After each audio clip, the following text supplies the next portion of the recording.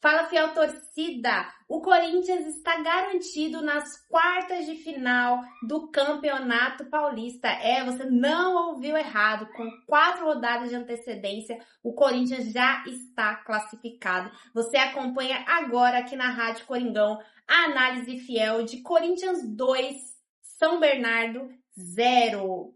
É bem verdade que o Corinthians tem um jogo a mais, então para o Corinthians só faltam 3 jogos até as quartas de final, mas de forma geral, faltam ainda 4 rodadas e o Corinthians conseguiu aí essa classificação de forma antecipada para apagar de vez da memória do torcedor a campanha pífia do Paulista de 2024, que gerou muitos problemas para o Corinthians, porque o Corinthians só foi conseguir, por exemplo, se classificar para a Copa do Brasil deste ano por conta da arrancada final do Campeonato Brasileiro de 2024. Então, o Paulista é aquele primeiro campeonato da temporada que a gente sabe que os times estão ainda aquecendo os motores, que vai, engrenar ao longo do ano, mas no estadual o técnico cai, cria-se crises dentro dos clubes por conta de jogos, de derrotas. Clássico tem muito peso nos campeonatos estaduais, então às vezes o time tá lá, mas vai lá e perde um clássico, aí se não souber administrar direito, vira um problema. E eu acho que essa comissão técnica ali, agindo junto com o Fabinho Soldado, que eu acho assim que o Fabinho Soldado, ele foi uma das melhores coisas que aconteceu no Corinthians em 2024. Eles têm trabalhado de forma muito estratégica e conseguido dosar esse começo de temporada, o tempo dos jogadores em campo, para não estourar ninguém. Tem conseguido manter todo mundo com a cabeça no lugar. Perdeu o lado majestoso, por exemplo, era um jogo que poderia, o time se perder confiança, não perdeu. Fez um derby que foi ruim, no segundo tempo parecia que ia jogar melhor, mas não conseguiu. Ainda assim, eles conseguiram administrar isso com o elenco. Com a torcida são outros 500, mas com o elenco, ali dentro, eu sinto que eles têm muita convicção do que está sendo feito, que eles acreditam neste trabalho que está sendo feito. Inclusive, na entrevista coletiva, foi perguntado, o Corinthians já está classificado, o que vai ser agora? Vai continuar o rodízio? Mas tem o Santos do Neymar. Aí o Emiliano respondeu assim, olha, não muda a programação, porque é um clássico, A gente vai continuar trabalhando do jeito que a gente vem trabalhando até agora. A gente entende a importância do jogo, a gente entende que precisamos ganhar um clássico e jogando em casa mais ainda, mas a gente vai se preparar igual se prepara para os outros jogos, porque no fim das contas, todos os jogos valem os 3 pontos e não adianta só você focar demasiadamente no clássico, colocar toda a sua energia no clássico e não ganhar os outros jogos, porque daí clássicos são só 3 jogos.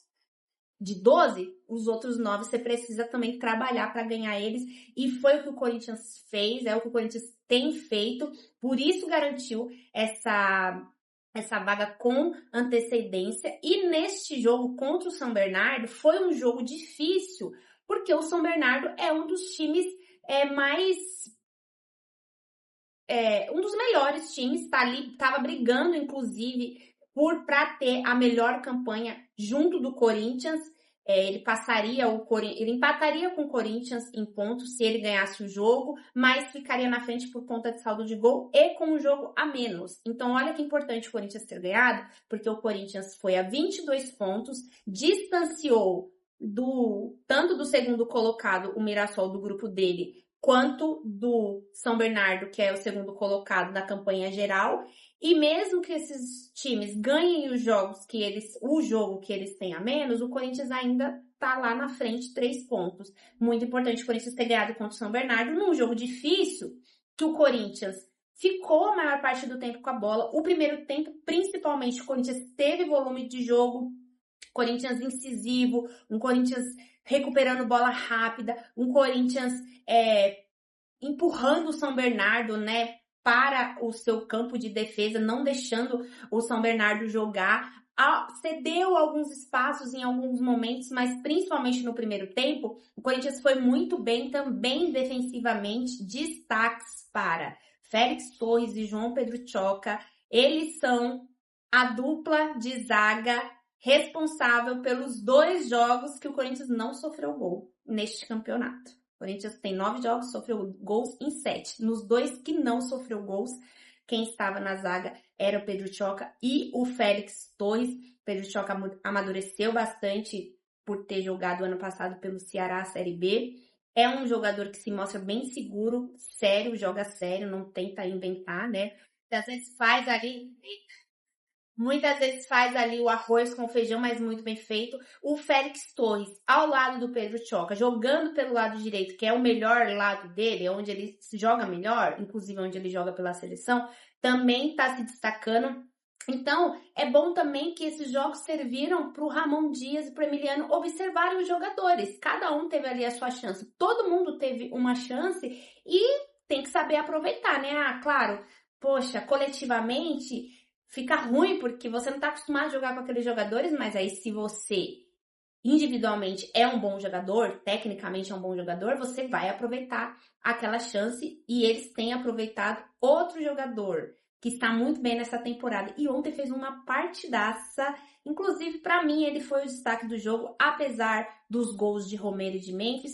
O José Martínez estava muito à vontade jogando ali como volante mais aberto pela direita, se apresentou para o jogo, inclusive foi dele o passe que deixou o Pedro Raul na cara do gol. O Pedro Raul deu um toquinho na bola, já poderia ter finalizado e aí ele tentou ali mais um drible, a marcação do São Bernardo chegou e ele não conseguiu finalizar, uma chance claríssima.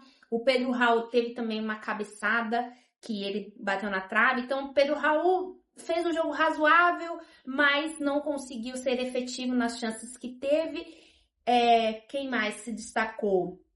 Acho que no primeiro tempo esses jogadores, e o Pedro Raul, mais por não ter sido efetivo do que propriamente por ter feito uma partidaça. Acho que foi participativo, se apresentou para o jogo.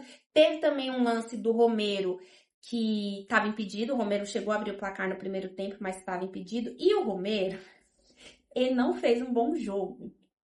E aí, o Corinthians foi pro segundo tempo. Teve toda... Aí, vou falar do Romero, depois eu volto para falar do Garro. O Romero não fez um bom jogo. Mas o Romero é aquele cara que tá no lugar certo, na hora certa. E muitas vezes ele é efetivo. Ele é efetivo. A chance que ele tem na cara do gol, ele faz. E aí, a gente estava lá na transmissão, não entendendo por que Ramon Dias não tirou o Romero, deixou o Romero até o final do jogo. Ainda bem que deixou, porque foi do Romero o gol que abriu o placar na Neoquímica Arena aos 49 minutos do segundo tempo. Então, o Romero, além de estar no lugar certo, na hora certa, ele não desiste das jogadas, né? Ele estava lá aos 49 minutos na área, disputando. Então, não fez uma boa partida, mas foi o cara do gol e depois deu uma assistência pro Memphis. Eles trocaram, né? O Memphis no primeiro gol, na verdade ele tenta finalizar, aí a finalização ela sai um pouco prensada, aí o Romero desvia de cabeça e no segundo gol o Memphis recebe do Romero, que poderia ter finalizado, porque o Romero recebeu o passe do Memphis num contra-ataque e poderia já ter finalizado, mas ele foi generoso, devolveu ali a bola pro Memphis com toda a tranquilidade do mundo fazer o 2-0. Isso no final do jogo, então o Corinthians não desistiu, ficou martelando, porque o segundo tempo foi um jogo mais moroso, o Corinthians não com tanto ímpeto quanto no primeiro tempo, nem com tanto volume, tava o tempo inteiro com a bola, mas com a dificuldade, né, de infiltrar, cedeu mais espaços para o São Bernardo no segundo tempo, e aí é aquela coisa perigosa, né? Não sai o gol, não aproveitou no primeiro tempo. No segundo tempo, caiu um pouco de rendimento. E aí o outro time começa a ficar mais com a bola, um 0-0. Tava perigando ali o São Bernardo achar um gol, mas o Corinthians também conseguiu ali defensivamente ficar bem. E toda essa dificuldade que o Corinthians apresentou no segundo tempo, muito por conta do posicionamento do São Bernardo defensivo, né? E quando você tem um time muito fechado, você tem algumas opções para quebrar essa retranca. Você pode tentar trocar a bola de maneira mais rápida, né? Para você abrir os espaços e aí faz o passe mais rápido, consegue tirar os jogadores de marcação do seu lugar. Você ter um jogador 1 contra 1, que no caso seria o Thales, que eu acho que é o que tem mais essa característica, mas não estava disponível. Ou você precisa de um jogador muito inteligente que quebre essas linhas com um passe. E o Corinthians tem este jogador. E ele fez a sua estreia na temporada de 2025, trocando de camisa. E ele é o Garro que agora veste la 8, não mais a 10, teve toda uma polêmica. O Garro confessou que sim, ficou desconfortável com a decisão, mas acata porque o que prevalece, o que importa é o clube e as decisões do clube.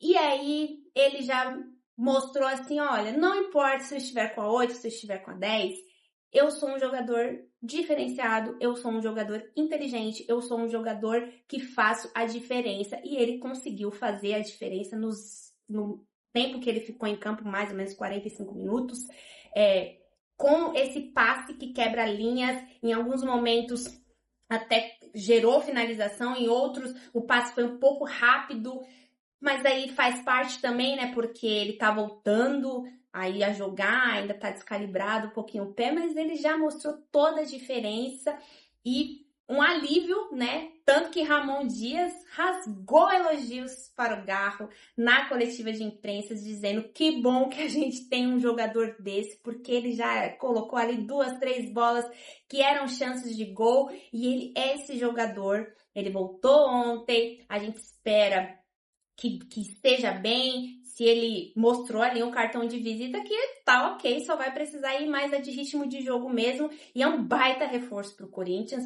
Um outro reforço caseiro do Corinthians. O Corinthians não contratou, né, nessa janela, mas um outro reforço foi a volta do Maicon, que tava ali contundido desde abril, sem jogar, de 2024, ele voltou bem. O Maicon também é um jogador, tecnicamente eu achei ele muito bom jogador, mas se ele não estiver bem fisicamente, ele não consegue exercer a função dele, que é primeiramente de marcação, e depois de recuperar essa bola e aí sair jogando. Isso ele tem muita qualidade, mas muitas vezes a marcação, se ele não estiver bem fisicamente, ele não consegue exercer. Então espero que ele esteja bem, que ele chegue no auge dele físico, que não se machuque de novo, porque ele vai ser muito útil para o Corinthians nessa temporada.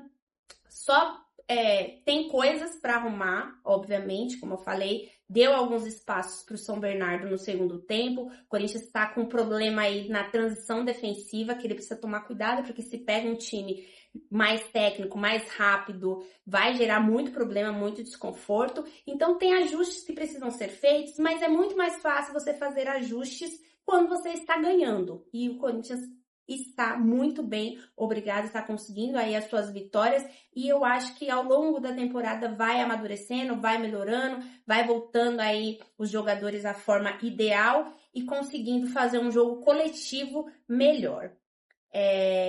Ótimas notícias no jogo contra o São Bernardo, volta do Garro, volta do Maicon, Corinthians classificado aí para as quartas de final, e agora encara o Santos na quarta-feira, num clássico, agora o primeiro dentro de casa. Esperamos aí uma boa apresentação do Corinthians, e você, claro, vai acompanhar esse jogo aqui na Rádio Coringão. Até a próxima análise, uma ótima semana e, claro, vai Corinthians!